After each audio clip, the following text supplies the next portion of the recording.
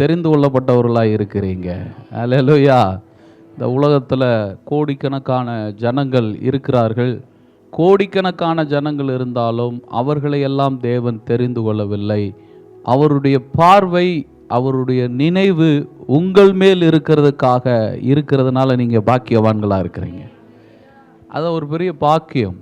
இன்றைக்கி அதனுடைய மேன்மையை அநேகர் தெரியாமல் இருக்கலாம். ஆண்டவருடைய பார்வை, ஆண்டவருடைய தயவு, ஆண்டவருடைய கண்களில் கிருபை கிடைக்கிறது அப்படின்றது ஒரு பெரிய விஷயம். இன்றைக்கி உலகத்தில் எது ஆண்டவருடைய கண்களில் தயவு அப்படின்னா, ஒரு பெரிய ஆளாக இருக்கணுங்க, அப்போ தான் அங்கே ஆண்டவருடைய கண்களில் தயவுன்னு நினைக்கிறாங்க. அது இல்லை. ஒரு லாசரு கூட தேவனுடைய ராஜ்யத்தில் இருக்க முடியும். லாசரு என்பவர் பெரிய பணக்காரர் கிடையாது, அவர் ஒன்றுமில்லாத ஆள். ஆனால் அவர் எங்கே இருக்கிறாராம்? பரலோக ராஜ்யத்தில் இருக்கிறார். அதனால் நம்மக்கிட்ட இருக்கிற பொருளை வைத்தோ பணத்தை வைத்தோ தேவனுடைய கண்களில் கிருபை கிடைச்சிருச்சுன்னு என்ன பண்ணிடாதீங்க, நினைத்து விடாதீர்கள். சம்பிராயமாய் வாழ்ந்தால் கர்த்தருடைய கண்களில் கிருபை கிடைச்சிருச்சுன்னு அர்த்தமானா இல்லை. அதுக்கு தான் அந்த உதாரணமே அவர் எழுதினார். என்ன அப்படின்னா, பரலோகம் என்பது யாருக்கான இடம் என்றால் பரிசுத்தவான்களுக்கான இடம். இந்த உலகத்தில் யார் பரிசுத்தவானாக இருக்கிறாங்களோ அவங்களுக்கான இடம். அது எல்லாருக்கான இடம்ன்றத மீண்டும் மீண்டும் சொல்லுகிறேன், இல்லை. ஆண்டவர் சபை என்பது எல்லாரையும் கூட்டிட்டு வர்ற இடம் இல்லை, எல்லாரையும் உருவாக்குகிற இடம். சபை என்பது யாரை உருவாக்கணும்னு அவர் திட்ட வைத்திருக்கிறாரோ அவங்களத்தான் அவர் அழைக்கிறார். அதனால தான் அவர் சொல்றார், பிதா நடாத நாட்டெல்லாம் என்னாக்கப்படுன்றாரு, வேரோடு என்னாக்கப்படும், அப்படித்தான் சொன்னார்.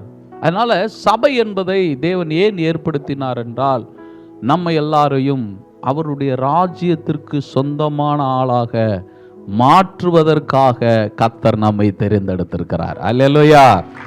சரி, ஒரு வசனத்தை நம்ம வாசிப்போம். எபிரேயருடைய புத்தகம் 6ஆம் அதிகாரம் 1ஆம் வசனத்தை வாசிங்க. எபிரேயர் 6:1. ஏற்கனவே ஆகையால் கிறிஸ்துவை பற்றி சொல்லிய மூல உபதேச வசனங்களை விட்டு செத்த கிரியைக்கு நீங்களாகும். எல்லாரும் சொல்லுங்க அந்த வார்த்தையை, கொஞ்சம் ஜீவனோட சொல்லுங்க.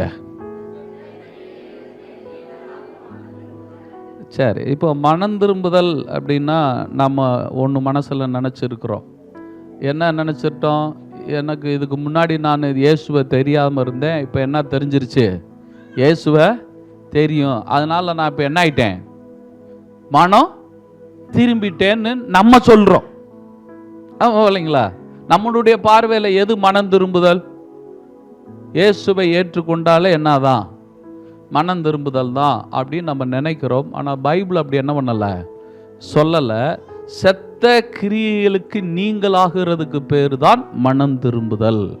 நமக்குள்ள செத்த கிரியைகள், தேவனுக்கு பிரியமில்லாத கிரியைகள், தேவன் வெறுக்கிற கிரியைகள், அருவருக்கிற கிரியைகள் நமக்குள்ள இருக்குமானால் நான் இன்னும் என்ன ஆகவில்லை, மனம் திரும்பவில்லை என்று அர்த்தம்.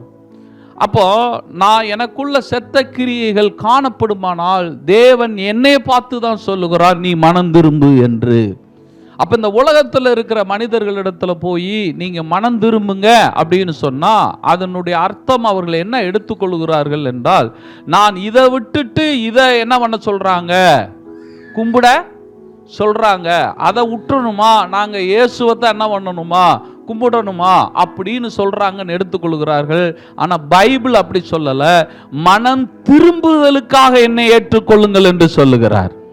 ரெண்டுக்கு வித்தியாசம் இருக்குது. இயேசுவை ஏற்றுக்கொள்றது வேற, நான் மனம் திரும்ப வேண்டும் என்பதற்காக நான் யாரை ஏற்றுக்கொள்கிறேன். அப்போ மனம் திரும்புதல் என்பது இயேசு மாத்திரம்தான் கொடுக்கிறார். இப்போ ஒரு மனுஷன் மனம் திரும்பணும்னா அது இயேசுவால் மட்டும்தான் முடியும். இயேசு இல்லாமல் நீங்கள் மனம் திரும்பவே முடியாது. அதை முதல்ல தெரிஞ்சுக்கோங்க.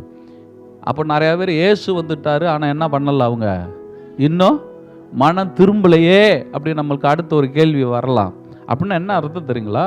அவர்களுக்குள்ள இருக்கிற செத்த கிரியைகள் எது எது என்பதை அவர்கள் அறியும் பொழுதுதான் அவர்களுக்கு மனம் திரும்புதல் அவசியம் என்பதை உணர்கிறோம். இப்போ நமக்கு என்னென்ன பொருள் அவசியம் என்பது உங்களுக்கு தெரியுமா தெரியாதா? வீட்டுக்கு, உங்கள் குடும்பத்துக்கு என்னென்ன வேணும்? என்னென்ன வேணும்? அரிசி வேணும், பருப்பு வேணும், பணம் வேணும், அது வேணும், இன்னும் என்னென்னமோ சொல்லுகிறோம். இதெல்லாம் நான் வாழ்வதற்கு நீடு, தேவை. ஆமேன், ஆமேன், நல்லா சொல்லுங்க. அப்போ எனக்கு தேவையானது எது என்பதை நான் என்ன பண்ணி வைத்திருக்கிறேன்? அறிந்து வைத்திருக்கிறேன். அதே போலத்தான் அவர் சொல்றாரு, மனம் திரும்புதல் என்பது என்னன்னா, உங்களுக்குள்ள இருக்கிற செத்த கிரியைகள் உங்களை விட்டு போவதுக்கு பேரு தான் மனம் திரும்புதல். அப்போ அந்த செத்த கிரியைகள் எது என்பதை வேத புத்தகம் சொல்லுகிறதோ அதை நான் பார்க்க வேண்டும். ஆமாவா இல்லைங்களா? இப்போ நம்ம எல்லாரையும் பார்த்தா நம்மகிட்ட எந்த செத்த கிரி இல்லைன்றோம். ஆமாவா இல்லைங்களா? என்ன ஒன்றும் சொல்ல மாட்டேன்றீங்க? எல்லாருக்குள்ளேயும் யாருக்கிட்டக்கு எந்த செத்த கிரி இல்லைன்றோம், ஒரே வார்த்தை.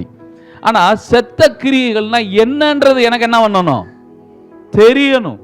செத்த கிரியைகள் அப்படின்னா என்ன? அது வேதம் எதை செத்த கிரியைகள் என்ன பண்ணுது? சொல்லுது. நீங்கள் நான் அதை இன்னைக்கு என்ன பண்ணிக்கிறணும்? தெரிஞ்சு கொள்ளணும். அப்போ வேத வசனம் சொல்லுது, மனம் திரும்புங்கள் என்று சொல்லல, செத்த கிரியைகளிலிருந்து என்ன பண்ணுங்க? மனம் திரும்புங்க அப்படின்னு. இதுதான் முதல் அஸ்திபாரத்தில் கல். என்ன கல்? வானம் தோண்டி முதல்ல ஒரு கல் போடுவாங்க பாருங்க, அந்த கல் என்ன கல்லுன்னா இந்த கல்லு தான். ஒரு வீடு நிலைச்சிருக்கணும்னா, ஒரு வீடு மேல உயரணும்னா முதல்ல எந்த கல்லை பார்க்கணும்? மூளைக்கல்லை பார்க்கணுமா? அஸ்திபார கல்லை பார்க்கணும். அது எப்படி இருக்கோ அதை பொறுத்து தான் அந்த வீடு இருக்கும்ட்டார். அப்ப நம்ம என்ன பண்றோம்? எந்த கல்லை பார்க்கறது இல்ல. இப்போ உங்க அஸ்திபாரத்தை பார்க்காம வீடு நிலைக்குமா?